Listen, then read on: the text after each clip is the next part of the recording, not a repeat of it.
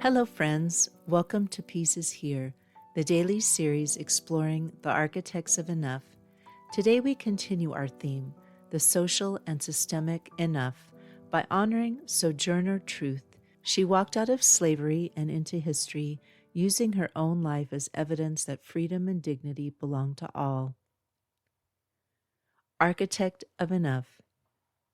Sojourner Truth was born Isabella Baumfree around 1797 in New York into slavery. She was sold several times as a child, and in 1826 she escaped with her infant daughter Sophia, leaving behind other children who were still legally bound to their enslaver. A year later, she did something extraordinary. She successfully went to court to recover her young son Peter after he had been illegally sold into the South, becoming one of the first Black women to win such a case in the United States. In 1843, she changed her name to Sojourner Truth, declaring she would travel as a preacher speaking truth about the evils of slavery and the need for moral reform.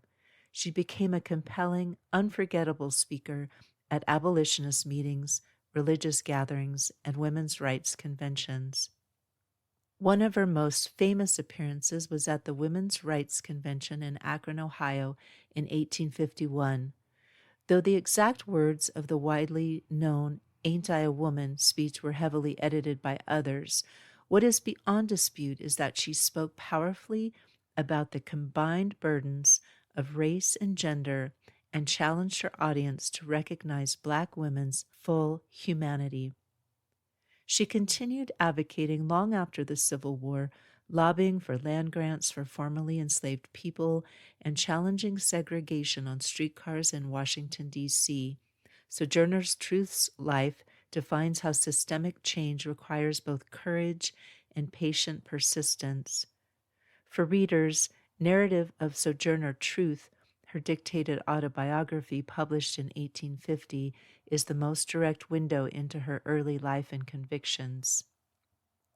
The Enough Reflection. Leave no one behind. Sojourner did not stop at saving herself. She walked back into court for her child and later used her voice for others who had no platform. That kind of courage and persistence is a model for us. If you're freeing yourself from an unhealthy habit, a toxic purchase cycle, or an unjust system, consider who you can bring with you. This reminds me of one of the tips from Peace Stuff Enough, the new companion book to One More Year. You can find it and follow the Kickstarter at avaskalfsbeck.com/Kickstarter. Pedro says, unable to read or write, Sojourner Truth dictated her autobiography and sold it, along with her own photograph cards, to fund her abolition and women's rights speaking tours. The cards bore her famous slogan, "I sell the shadow to support the substance." What injustice have I quietly accepted because it felt too big or too old to change? Where could I take one small deliberate action, legal, personal, or communal, to return what has been wrongly taken or to speak for someone who cannot yet speak? Words to keep. In her narrative, Sojourner reflected on her decision to leave bondage. I did not run off for I thought that wicked, but I walked off believing that to be all right. It is a sentence of plain courage, neither romantic nor apologetic. She walked off, and then she kept walking for the rest of her life. If this daily message has brought you peace, please take a moment to subscribe and share this episode with someone who needs it. That was the life and wisdom of our architect of enough for this episode.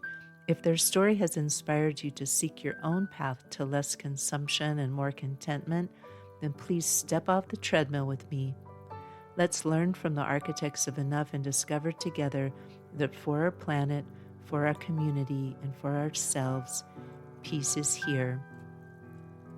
To follow my work, including the new book, Peace Stuff Enough, the entire Pedro the Water Dog Saves the Planet series, and the podcast archive, visit avaskalfsbeck.com. That's also where you can find the link to my current Kickstarter. Our music is Dalai Lama Riding a Bike by the talented Javier Peque Rodriguez. You can find links to his music on Spotify and Bandcamp in the show notes. Thank you again. Listen for the peace.